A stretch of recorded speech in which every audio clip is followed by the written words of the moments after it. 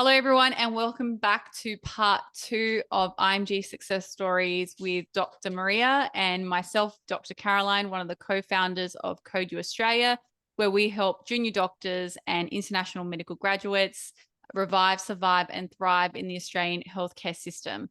So if you haven't already listened to part 1 of this really amazing story from Dr. Maria, you need to go and watch that first. I just want to quickly summarize to everybody why they need to listen to your story. You know, you had a 8-year clinical gap. And I feel like your tagline is going to be dishwasher to doctor. That's the tagline. And you went through so much and so many jobs and took so many, I guess, steps backwards, but you're finally working in the Australian healthcare system. So you just absolutely need to hear this story. And you had some amazing tips in that, even about your migration to Australia and things you would have done differently. So thank you for doing part 2 with us and giving up your time. We really appreciate it. Again, thank you so much, Karen. No, my pleasure. My pleasure. Happy to help. I hope that some of the tips can help to somebody else to make the journey easier.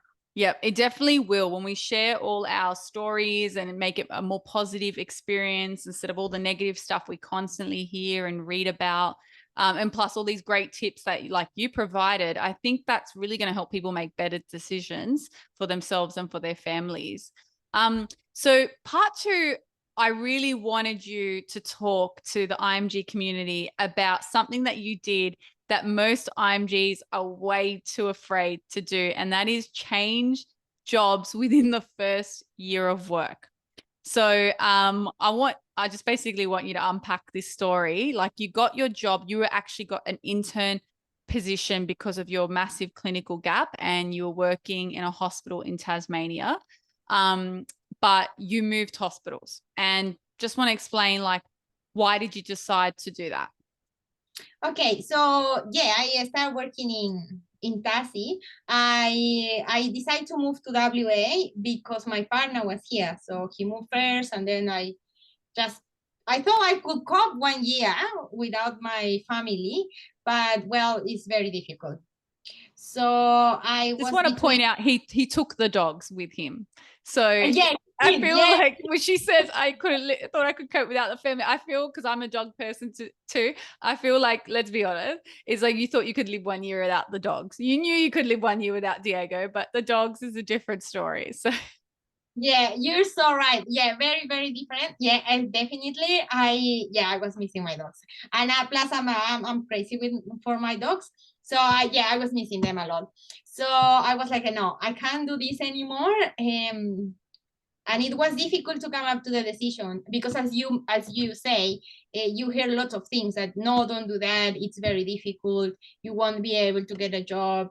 Now that at least you get a job, you should stick there and just get through your general registration. There are lots of things that you hear about people, and also another thing that I heard a lot, it was like, if you resign now, you are going backwards in your career. And I was like, oh my God, that's so scary. But as I say, it can sound like a tough decision, but I think that sometimes we have to put ourselves first, and it was my mental health against my professional development. And I was like, okay, no, I need to move. So I complete 5 months of work in Tassie, and then I decide to move. I contacted a locum company, actually. That's how I moved. They've been amazing. So they helped me to find this job in WA. Mm-hmm. It was a job in the emergency department. But the funny thing was that my contract in Tasmania was as an intern, and my contract in WA, it was as an RMO. Yep. So when I wanted to change my circumstances, it wasn't just changing hospitals or states, it was changing the position as well. Yeah. So for AHPRA, it was a bit complicated to understand why I was intern for 5 months, and now I want to become an RMO without finishing my internship. Yeah. Yeah. So that was the hardest part. Yeah. And for people who haven't listened to your story, it's not that you didn't have an internship back home that wasn't recognized by AHPRA. You did an internship overseas. It was the fact that you had this massive clinical gap of 8 years. So, for example, if the hospital had initially given you a resident position on level 1 supervision, AHPRA might have not accepted it because you didn't have recency of practice. So it made more sense to set you backwards and let you start all over again from like intern level.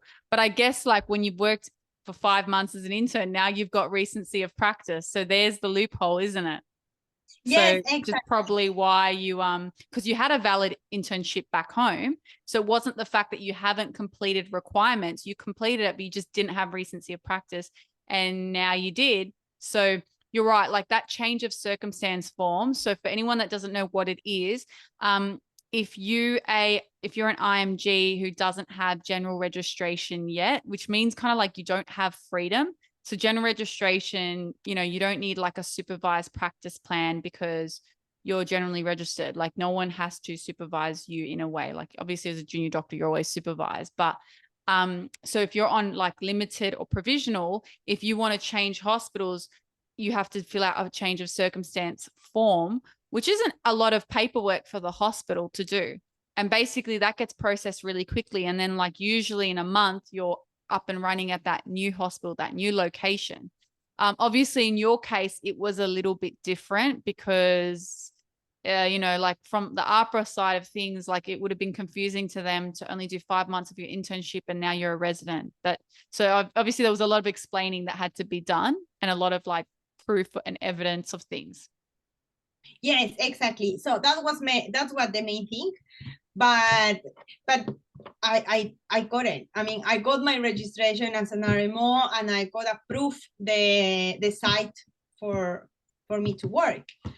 So, and after that, I again have to change my circumstances because the job that I got in WA, it was in a metropolitan area, but that job was just until the end of the clinical year. And the clinical year in WA ends up in January. Yeah. And so then I had to find another job for this year and I have to move to regional area. Yeah. So again, I have to do the change of circumstances. But those change of circumstances, it was very, very easy and it took like a couple of weeks. Yeah. So I think that the main thing is not to be, you definitely guys gonna hear lots of things. Yeah. Everybody's gonna say no, it's a bad idea, or this is gonna happen. But what I've noticed is that the people who have all these negative things is they don't even have the experience. Yeah, 100%. That's so true. Of doing it. So they just imagine that that's gonna happen. I don't know where that information comes from, but they didn't have the experience. So it is definitely possible to change the circumstances. Yeah. Doesn't matter what's the reason, it is possible, and it's easy to. Yeah. Yeah. And I think IMGs need to understand that if you're an IMG that's already in the Australian healthcare system and you've already been working, so that means you've got Australian healthcare experience. And if you're already working, it also means you're already registered with AHPRA, because in Australia, you can't get registered with AHPRA until you get a job. So it's different. It's like just because you finished AMC 1 or AMC 2 doesn't mean you can apply for registration. It just means you're eligible. So when you get a job, you can apply. So if you're already with AHPRA from the administration side, from the clinical support unit, when they're looking at CVs and they've got a position that needs to be filled and they're looking at a brand new IMG who's not registered with AHPRA yet, and they're looking at someone like Dr. Maria who's already with AHPRA and got registration, whether it's provisional or limited, but also has been working in the Australian healthcare system, so knows how the hospital goes, who do you think they're going to choose? Even if it looks like, okay, well, Dr. Maria quit after 5 months at this hospital, who do you think they're going to choose? So they're desperate. They need an IMG. They've got vacancies. If they hire the brand new IMG who hasn't even been registered with AHPRA yet, it's going to take 4 to 6 months to get them to start working. By the time AHPRA does all their paperwork, it would, if they hire Dr. Maria, it takes a few weeks. So automatically, it's like a no-brainer.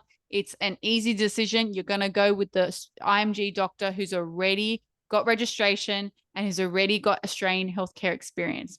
So you've got to understand that everyone will tell you it won't look good, but the hospital who's hiring, the hospital who's desperate to fill in that vacancy and needs an IMG to fill in that vacancy doesn't care what it looks like. They're going to take you.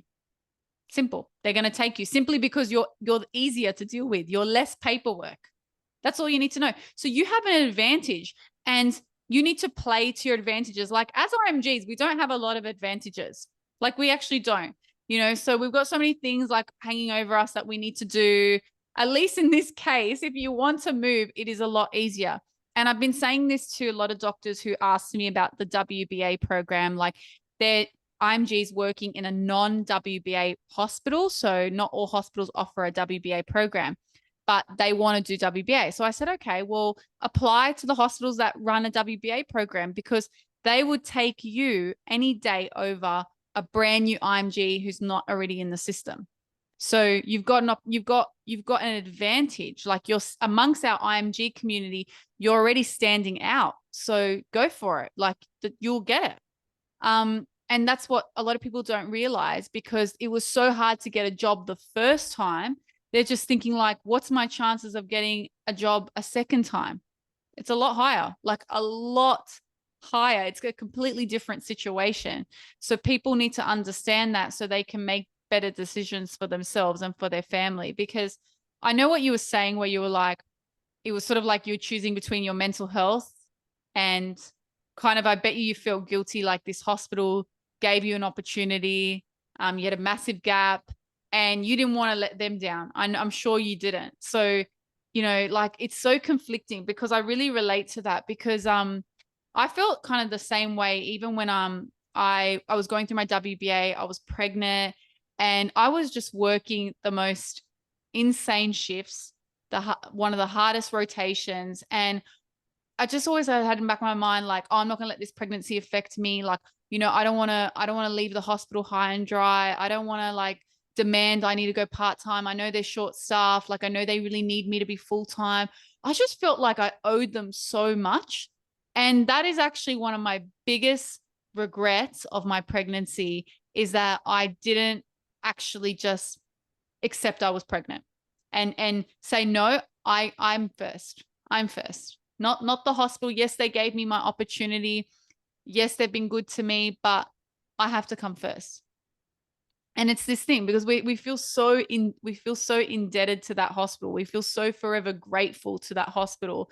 But you can still put yourself first and feel grateful. And sometimes as IMGs, we need to learn to do that. And a lot of us don't. So I'm really proud that you did. Like, well, that's fantastic. It's very difficult. To be honest, it's not easy, and I understand what you say. I was exactly in the same position.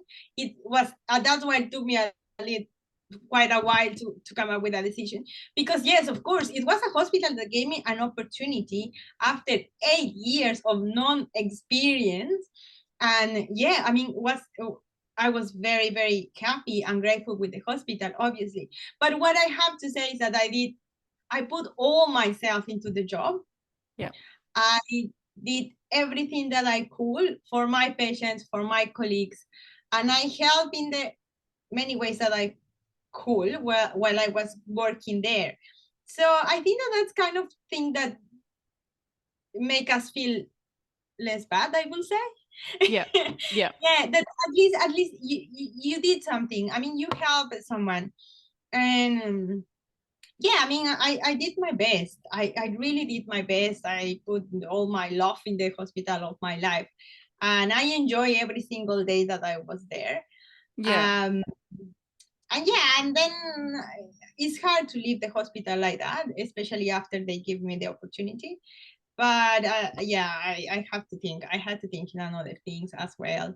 Yeah. And but yeah, I think move forward, you have to move forward. Well, that's the thing, like, you know, you're thinking about them from a position, like from a numbers perspective. If I leave, they're short staffed, but you've got to think about all your personal stuff that's going on, like, you know, your family, your dogs, your mental health, you know, it's really important. And something like my husband always kept saying to me, because he would see I would just go above and beyond for my hospital all the time. And he's not a doctor, but he's in corporate management. And he'll say, like, and he's 7 years older than me, so he's been working a lot longer than me. And he'd always say to me, like, as much as like you're so loyal to this hospital, you are just a number, and you need to remember that. Like, you're doing a job for them, you're doing it well, you're putting everything you've got into it, like, you know, like you said, but you are just a number. So ultimately, like, they're not going to stop and sit and think about like what's going on personally for you and this and that. And it's true, because a hospital, you know, there's lots of us working there, and they have to function by thinking like a business, not thinking about like the personal aspect of the doctor. So to some degree, it's like you can't expect that of them. And you know, and I try to now like have that attitude. Like, I go in, I'll always work as hard as I can, and I still go above and beyond. But I do remember, like, now, like, my attitude's different. Like, I've got to put me first. And while working is one part of my happiness, it's not all the parts. So it's really important to know. But thank you so much for sharing that information with us, because I think that's so important for people to hear from someone who's actually done it, and done it twice now. Yes. Yeah, I have done it. Oh my God, yeah. That could sound like looks very bad in my resume, but yeah, to be honest, it doesn't look bad. And no one, as you say, no one does care. They don't care. They need you in the position. And also, really in the interview, they would ask you, oh, so I've noticed that you were at this hospital for this many months, and at this hospital, can you tell us a bit about that? And when you explain, well, actually, I was at this hospital, my partner moved to WA for a job opportunity there, naturally they go, oh, okay, fair enough. You're going to move where your partner is, because that's what they would do as well. So when you can explain it logically, it's fine. They don't care. They just want to know that you didn't like quit suddenly because you had all these conflicts at work, and you had a bad reputation, and you thought, I'll quit before I get fired. That's all they want to make sure that that's not the case. So when you can explain it logically, that's fine. They don't care. Yeah, but you can take that as your advantage as well. I remember in my last interview, they asked me why you're moving again to another hospital. And yeah, well, of course, I explained why. My reason was the WBA and the opportunity that I can have in a regional hospital rather than a metropolitan. But at the same time, I told them, look, I have lots of experience. I have worked in a rural hospital, in a metropolitan hospital, and now I'm going to a regional hospital. So I have lots of experience, and I know how different setups work. So we can take this as an advantage when we are doing an interview, and they appreciate that. Yeah, they don't know that you're ready for anything. So that's another amazing point. That's so true. Well, thank you so much for sharing that part of, you know, your IMG story. I think it's so brilliant. And once again, if you haven't listened to part 1, you really need to listen to Dr. Maria's story. Once again, thank you so much for joining us. We really appreciate when IMGs, you know, reach out to us, and especially if their story is quite unique, and want to share it on this platform. So if you're an IMG out there and you're listening and you have a unique story, a unique journey, please reach out to us, because we want to do more of these stories, more of these IMG success stories. So thank you so much, Maria. I really, really appreciate it. And I'm very happy that, you know what, you're achieving what you want in WA with your dogs. That's very important. Yeah, that's the main thing. Caroline, thank you very much. It was a pleasure talking to you. Thank you so much. Anything I can help, I'm here. Happy to say any tip or anything that you need. Thank you very much. Awesome. And, you know, just to embrace your culture, can you say something positive in your language to end this podcast? Okay. Oh my God. See, now I have to think in Spanish. Oh my God. You put me on the spot. Okay. Lo único que voy a decir a mi comunidad latina es que a pesar de que parece difícil, nosotros podemos hacerlo. Awesome. Así I que, don't know. So what did you say? Let's translate it. oh yeah, well, I just say that for all my Latin community, we can do it. We can do it. It's difficult, but we can do it. Yeah, amazing. I've got to say, like, Spanish is like, for me, I think the nicest language. I've always wanted to learn Spanish, but I can barely do English, so we'll leave that for the next lifetime. All right. Well, thank you so much, Maria. Really appreciate it. Have a great day, everyone. And if you're not subscribed to our YouTube channel, please do. And if you're not following us on Facebook and Instagram, type in Code You Australia and hit the follow button. Thanks. Thank you, Caroline. Bye. Thank you.